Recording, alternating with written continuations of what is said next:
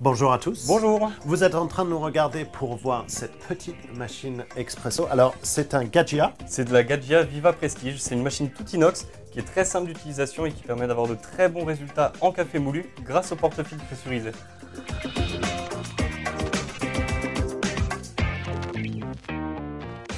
Alors j'ai parlé de porte-filtre pressurisé, je vais vous montrer un petit peu à quoi ça correspond, parce qu'on a l'habitude de voir des filtres pressurisés. Est-ce que tu peux me passer le porte-filtre s'il te plaît?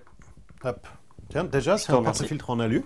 Avec un petit peu d'ABS, mais ça se remarque à peine. Donc, c'est un porte-filtre pressurisé. C'est un peu différent qu'un filtre pressurisé, mais c'est le même concept. Donc, ici, c'est le filtre lui-même qui a plein de trous à la sortie. Ça va tomber dans une chambre de pression qui a un seul trou à la sortie, qui est vraiment tête d'aiguille.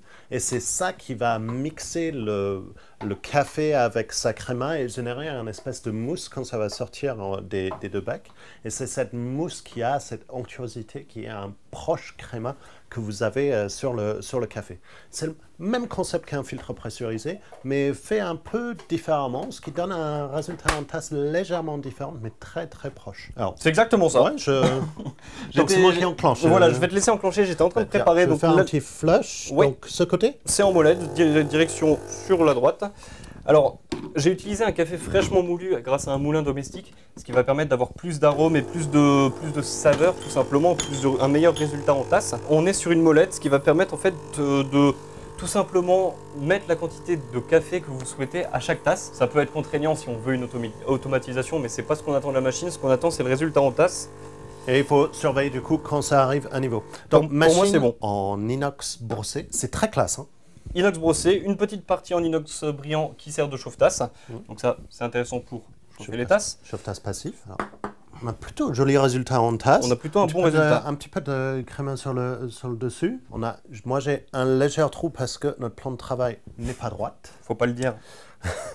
Mais malgré le flush, l'eau est restée à très bonne température. Là, on est sur un café qui est chaud, mais pas trop. On peut le boire instantanément.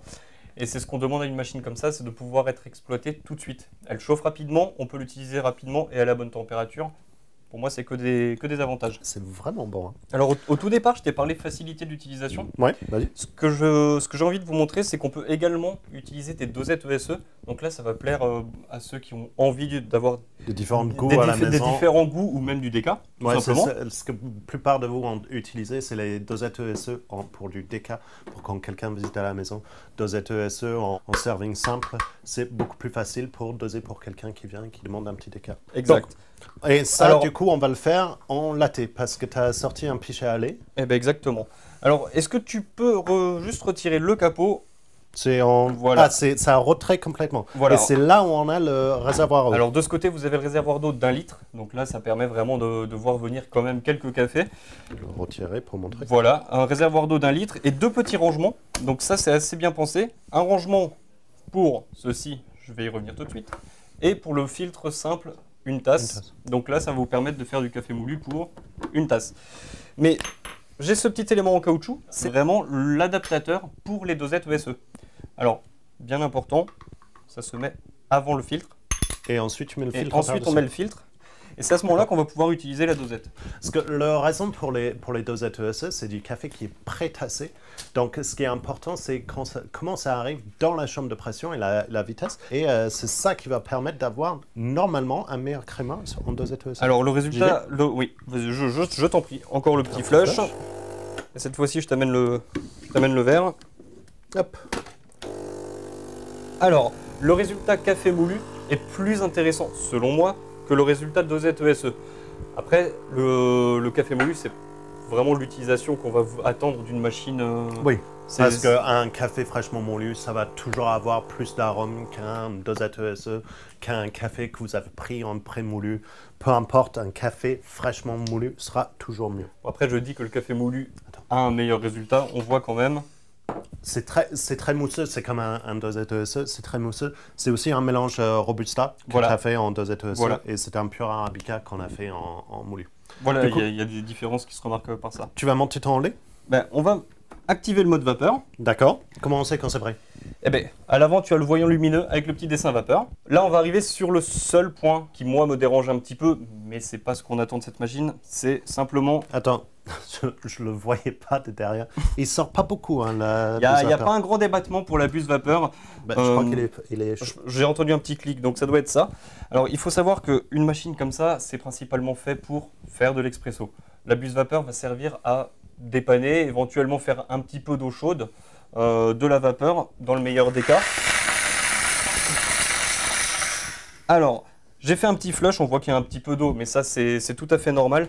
C'est la condensation en fait qui reste dans la buse. C'est toujours important de faire le flush comme ça, vous arrivez tout de suite sur le vapeur quand vous enclenchez votre pichet à lait dessous.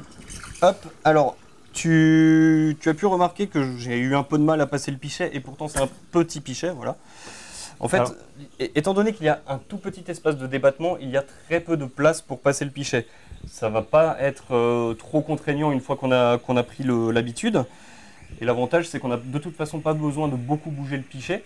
Parce que c'est un assisté, c'est ça?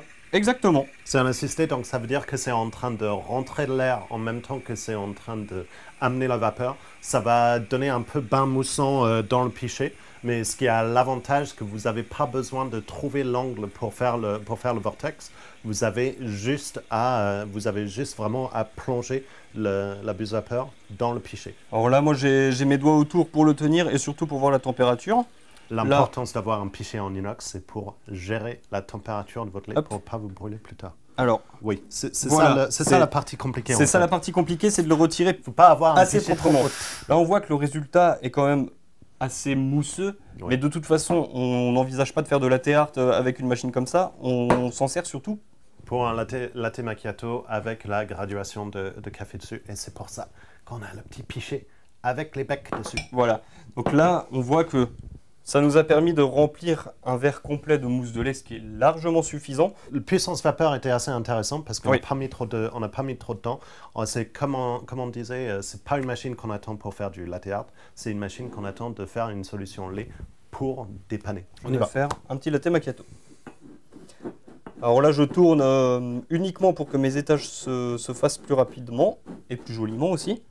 Et là, tu vois que bon, j'ai critiqué le mouvement de la buse. Ça ne m'a pas empêché d'avoir un très très beau latte macchiato. Tu as un très joli résultat. Donc en soi, c'est juste une question de confort. Et avec une bonne température parce qu'il a utilisé cette pichet en inox pour pouvoir gérer la température en même temps. Pour finir sur cette Gaggia Viva Prestige, c'est ça? Il y en a d'autres Viva. Oui, alors en fait, il y a la Viva Prestige, c'est la grande sœur de la gamme. Il y a une machine milieu de gamme, entre guillemets, qui est à moitié inox, à moitié ABS. Et il y a une machine au tout départ de la gamme qui, à ce moment-là, est 100% ABS. Donc, mais ils ont tous la même fonctionnalité, porte-filtre pressurisé, le petit élément en caoutchouc pour le SE. C'est uniquement une question de finition. Machine toute compacte, simple pour mettre à la maison, chauffe rapide parce que c'est un thermobloc dedans.